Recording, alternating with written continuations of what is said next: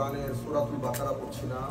আজকে সূরাতুল বাকারা 35 থেকে 39 নম্বর আয়াত পর্যন্ত আমাদের আরেকটা বিষয়, আল্লাহ রাব্বুল আলামিন 35 থেকে 39 নম্বর আয়াত পর্যন্ত আরেকটা বিষয় সমাপ্তি হবে। 40 নম্বর আয়াত থেকে বনি ইসরাইলের ইতিহাস শুরু হবে।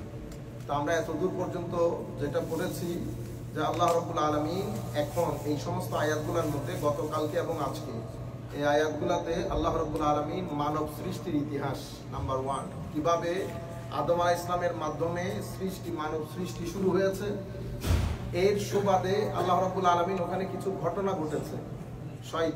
শয়তানের জান্নাত থেকে বের হয়ে যাওয়া। গতকালকে আমার ভাই একটা প্রশ্ন করেছিলেন যে আমরা বলেছিলাম যে এই বিষয়ে, অর্থাৎ শয়তানকে যে জান্নাতে রাখা হয়েছে, বেশিরভাগ উলামায়ে কেরাম এটা জান্নাতই ধরেছে, কিন্তু এই জান্নাত ধরলে কিছু প্রশ্নের উদয় হয়, যে প্রশ্নগুলোর উত্তর দেয়া সম্ভব হয় না। অনেক ধরনের প্রশ্ন আছে, আমি প্রশ্নগুলো আপনাদের সাথে শেয়ার করছি না, শুধু কনফিউজড হয়ে যাবে। আমার নিজের কাছেও অনেক প্রশ্ন আছে, যিনি জান্নাত বলবেন আমার নিজের কাছেও 3টা প্রশ্ন আছে, আমি জানি এটা উত্তর করতে পারবে না, নো আনসার, কারণ এটা সরাসরি কন্ট্রাডিক্টরি হয়। আমার আল্লাহ বলছেন আল্লাহ জমিনে খলিফা বানাবেন, তো জমিনের খলিফাকে আল্লাহ জান্নাতে রাখবেন কেন? ভেরি সিম্পল কোশ্চেন, ঠিক না? তো এই কারণে বর্তমান যুগের অনেক উলামায়ে কেরাম বলেছেন এখানে জান্নাত মানে বাগান, দুনিয়ার কোনো বাগানে। তবে একটা শব্দের মাধ্যমে জটিলতা তৈরি হয়, শব্দটা হচ্ছে হুবুত। হুবুত মানে এই যে কোরআনে পাকের মধ্যে আল্লাহ রাব্বুল আলামিন তাদেরকে বলেছেন ফাআযাল্লাহুমা শাইতানু আনহা ফাআখরাজাহুমা মিম্মা কানা ফি ওয়া কুলনা বিতু। এখন হুবুত মানে হুবুতের এক অর্থ হচ্ছে অবতরণ করা, উপর থেকে নিচে। হুবুতের আরেকটা অর্থ হচ্ছে আপনি যখন এক শহর থেকে অন্য শহরে পদার্পণ করবেন। আমরা বলি না প্রত্যেকে উদয় হয়েছেন, হ্যাঁ? হঠাৎ করে যখন আপনারা আমেরিকা থেকে সিলেটের অনেক আত্মীয় স্বজন বলেন, আপনারা জানেন না, আমি জানি না আপনারা কিভাবে বলেন। আমাদের চিটাঙ্গের ভাষায় বলে হতুন উদয়, মানে প্রত্যেকে উদয় হয়েছে, ঠিক আছে? এই যে এই উদয় হওয়া অর্থাৎ কোন একটা শহরে পদার্পণ করা, এটাকেও হুবুত অর্থে যায়। যেমন কোরআন শরীফের মধ্যে এই আশেপাশের আয়াতের মধ্যে আসছে ইহবিতু মিসরান, আমরা এটা পরবর্তীতে পড়বো। ওয়াইজ কুলতুম ইয়া মূসা লান নাসবিরা আলা তুআমি ওয়াহিদিন। বনি ইসরাইল বলছিল যে এই জান্নাতি ফুড দিয়ে কাজ হবে না, আমরা ভর্তা ডাইল খাবো। কি খাবো? ভর্তা ডাইল এগুলা খাবো, আমাদের ওই জান্নাতি ফলের কোনো দরকার নাই। তখন মূসা আলাইহিস সালাম বলতেছে বেকুব নাকি, আতাস্তাবদিলুন আল্লাযী হুয়া আদনা বিল্লাযী হুয়া খায়র। ও জান্নাতি ফল দিয়ে তুমি ভর্তা দিয়ে জান্নাতি ফল বাদ করে দিবা?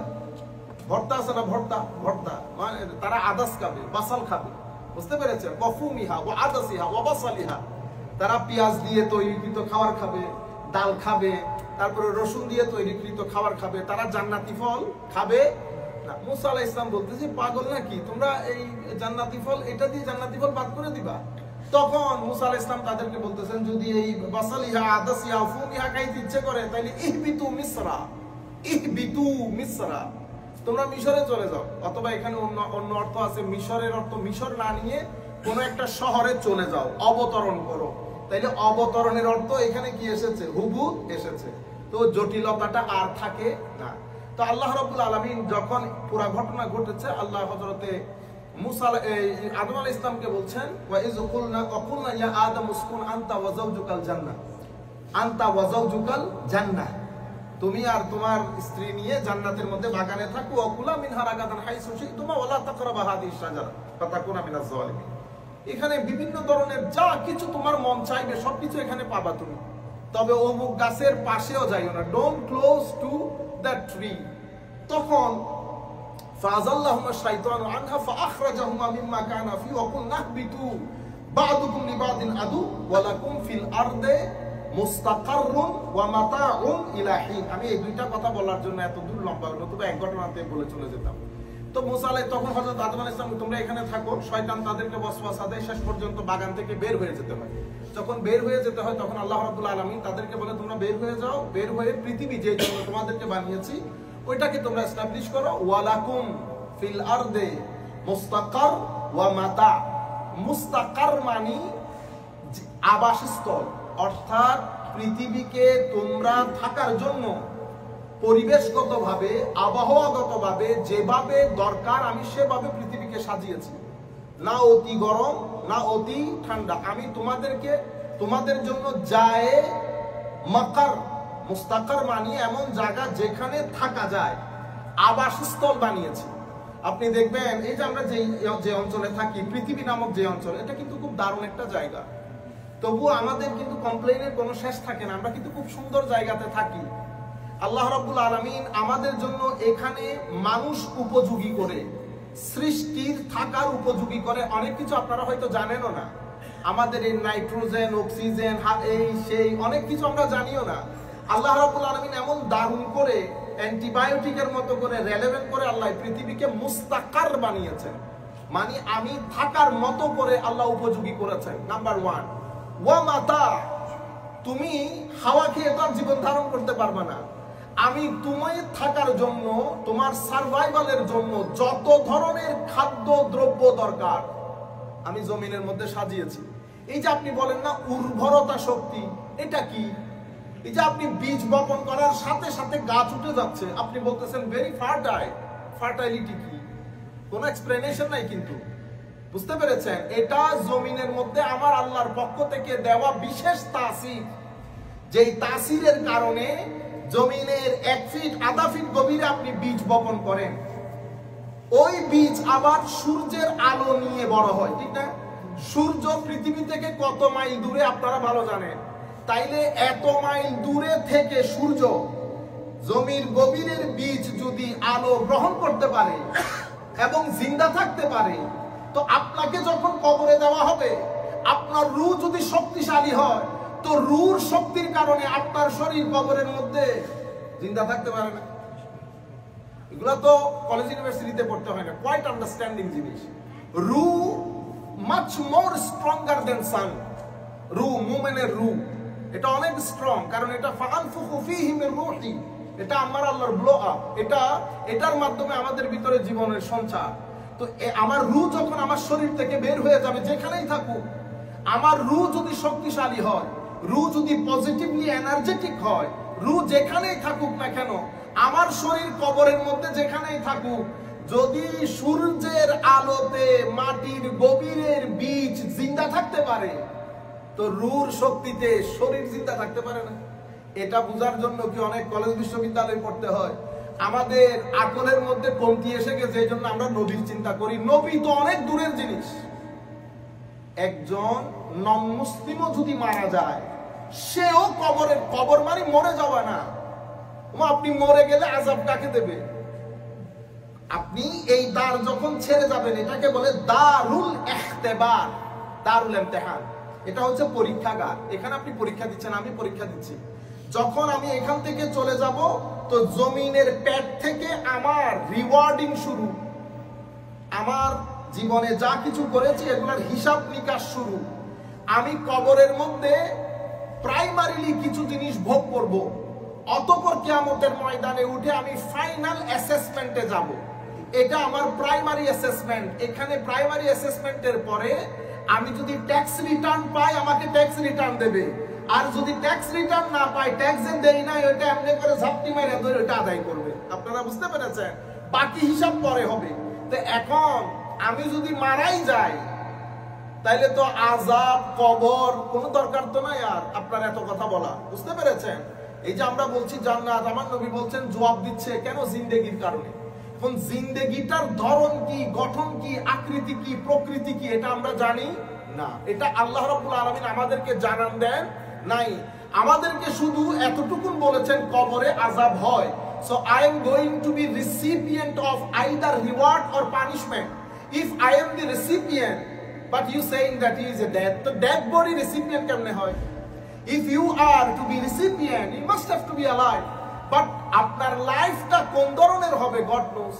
আপনারা বুঝতে পেরেছেন? তাইলে মাতা এবং মুস্তাকার পৃথিবীকে থাকার মতো করে, এবং পৃথিবীতে সমস্ত ফল ফ্রুট থাকার জন্য যা কিছু প্রয়োজন আল্লাহ রাব্বুল আলামিন করে দিয়েছেন। এরপরে ফাতালাক্কা আদমু মির রাব্বিহি কালিমাত ফাতাবা আলাইহি ইন্নাহু ওয়াত তাওয়াবুর রহিম।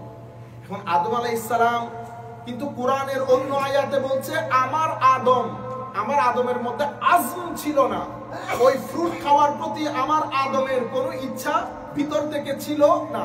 এটা আমার আল্লাহর হিকমত, এটা আমার আল্লাহর হিকমত। আমার আল্লাহ কোরআনের অন্য আয়াতে বলেছে লাম নাজিদ লাহু আজমা, আমি তার মধ্যে কোনো ডিটারমিনেশন পাই নাই, আমার আদম ইচ্ছাকৃত খাই নাই। এটা আমার আল্লাহর হিকমত, না তো বা আমরা পৃথিবীতে আসতেও পারতাম না, পৃথিবী আবাদ হইতো না। তো এখন আল্লাহ রাব্বুল আলামিনের পক্ষ থেকে আদম আলাইহিস সালাম কিছু দোয়া শিখেছেন, ওই যে রব্বানা যালামনা আনফুসানা, এই দোয়া, ফাতালাক্কা আদামু মির রাব্বিহি কালিমাত, আল্লাহর পক্ষ থেকে কিছু দোয়া শিখেছে আদম আলাইহিস সালাম। ফাতাবা আলাই, মনে রাখবেন যখন তাবার পরে আইন দিয়ে আলাই আসবে, তাবার পরে আইন দিয়ে ফাতাবা আলাই হবে, তখন মনে করবেন আল্লাহ তওবা কবুল করে ফেলেছেন। ফাতাবা আলাই মানে আল্লাহ তওবা কবুল করেছেন। ইন্নাহু হুয়াত তাওয়াবুর রহিম, আমার আল্লাহ অসম্ভব তওবা কবুল করেন এবং অসম্ভব ক্ষমাশীল এবং দয়াশীল। আমি এখানে এই যে শব্দ এসেছে না, আত-তাওয়াব আর রহিম, আপনারা যখন ইজা যা পড়েন, ইজা জা নাসরুল্লাহি ওয়াল ফাতহ ওয়া রাআইতান নাসা ইয়াদখুলুনা ফি দীনিল্লাহি আফওয়াজা ফাসাব্বিহ, তাসবিহ করলেন, বিহামদি রাব্বিকা ওয়াস্তাগফির, ইস্তিগফার করলেন, ইন্নাহু কানা, এখানে আছে তাওয়াবুর রহিম, কিন্তু সূরা নসরের মধ্যে আছে শুধু ইন্নাহু কানা তাওয়াবা। আমি যদি নিজে ইস্তিগফার করি তাইলে আল্লাহ রাব্বুল আলামিন তওবা কবুলকারী, তওবা কবুল করেন। কিন্তু আমার ইস্তিগফারের মধ্যে যদি আমার নবীর সুপারিশ সহ অ্যাড হয়, নবীর ওসিলা অ্যাড হয়, আপনি যখন কোন আলেমে রব্বানির মজলিসে বসে এই কাজ করবেন, তখন দোয়া কবুলের ধরন পরিবর্তন হয়ে যায়। যেমন কোরআনের অন্যত্র, ওয়ালাউ আন্নাহুম ইয যালামু আনফুসাহুম জাউক, ওয়ালাউ আন্নাহুম, তো তাদের কেউ যদি নিজের নফসের উপর জুলুম করে, জাউক, অতঃপর আপনার দরবারে আসে, ওয়ালাউ আন্নাহুম ইয যালামু আনফুসাহুম জাউকা ফাস্তাগফিরুল্লাহ ওয়াস্তাগফারা লাহুমুর রাসূল, তারাও নিজেদের জন্য ক্ষমা চায়, রাসূলও যদি তাদের জন্য সুপারিশ করে, কি হবে? লাওয়াজাদুল্লাহ তাওয়াবার রহিমা। দেখছেন, লাওয়াজাদুল্লাহ তাওয়াবার রহিমা, তো তারা অবশ্যই আল্লাহকে অতিমাত্রায় তওবা কবুলকারী এবং দয়াশীল পাবেন। সূরা নসরের মধ্যে শুধু তওবা কবুলকারী, কিন্তু এখানে তওবা কবুলকারী এবং দয়া দুইটা একসাথে অ্যাড হয়েছে। কেন? কারণ আমার রাসূলের সুপারিশও এই জায়গার মধ্যে অ্যাড হয়েছে। সেই কারণে উলামায়ে কেরামের মজলিসে, কোন একজন আলেমের মজলিসে বসলে, আলেমের মজলিস থেকে দোয়া করলে এটা ভিন্ন হয়, এটা ধরন ভিন্ন হয়। আপনি যদি আপনার মার সাথে আল্লাহর দরবারে হাত তুলেন, আপনি হাত তোলা আপনার মার সাথে হাত তোলার মধ্যে ফারাক আছে।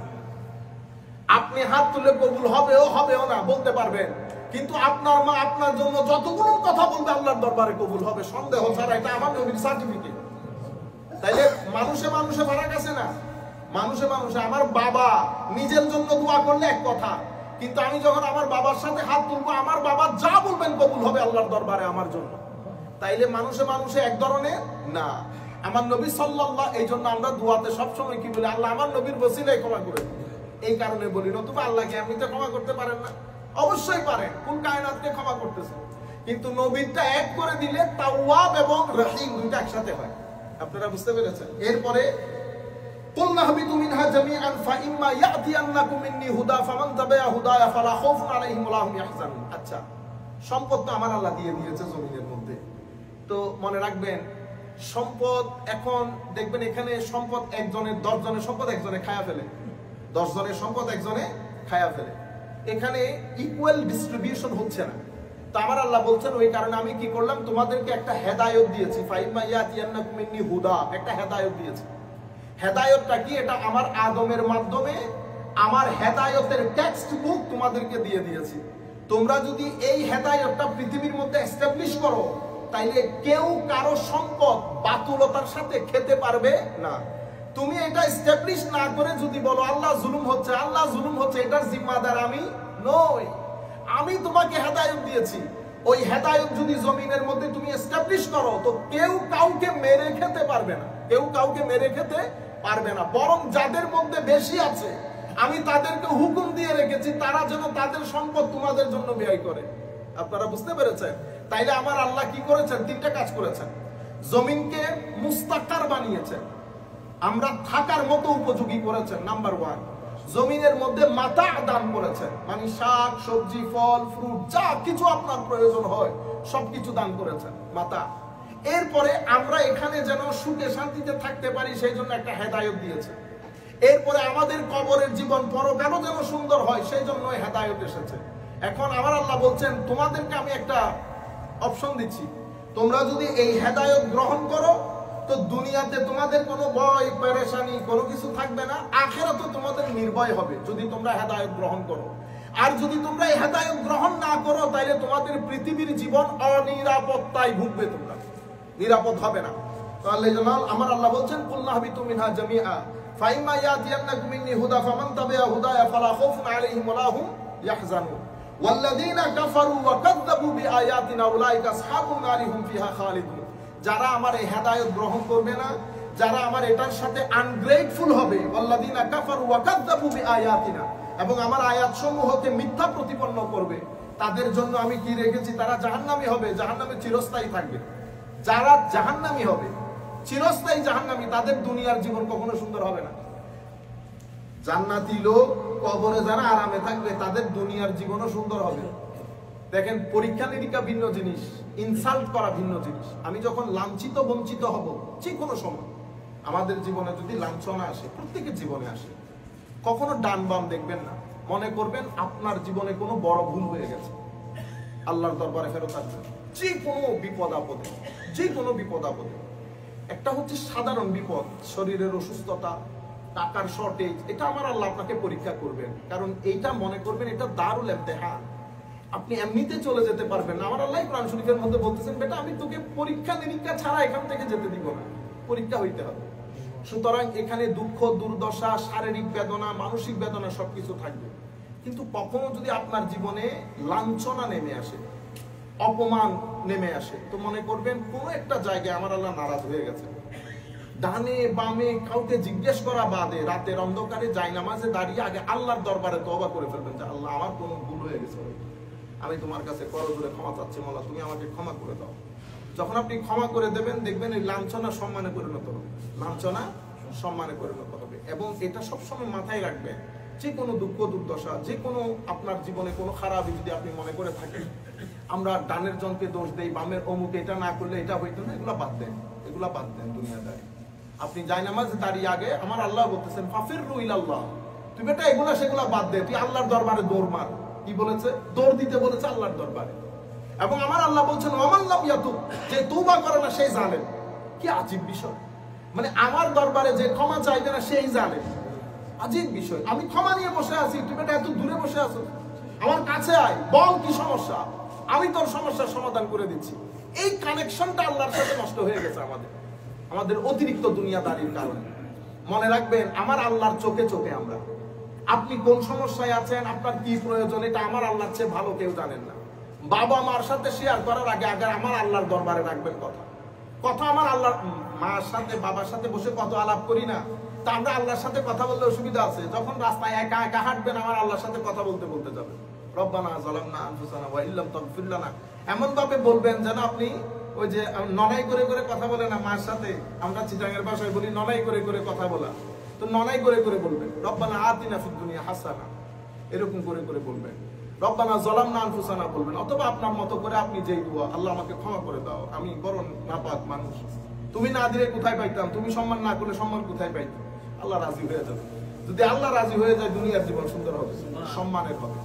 এবং দুনিয়া থেকে যাওয়া, তখন এই মৌত গাঁট এগুলার জন্য এত পেরেশানি থাকবে না। আল্লাহর দরবারে কামনা করবেন, আল্লাহ ইজ্জতের মত যখন দিবেন তখন উঠাই নেবেন, কোনো পরোয়া নাই। আল্লাহ রাব্বুল আলামিন আমাদের হামি ও নাসির হোক। আগামী পর্ব থেকে আমরা বনী ইসরাইলের ইতিহাস শুরু হবে। আপনি দেখেন, প্রথম পর্বে হুকুম আহকাম বলে এখন ইতিহাস বলা শুরু হয়েছে, মানব সৃষ্টির ইতিহাস, অতঃপর বনী ইসরাইলের ইতিহাস। আমরা বনী ইসরাইলের 40 নম্বর আয়াত থেকে শুরু করব, আল্লাহ পাকের মেহেরবানি। আল্লাহুম্মা আমিন।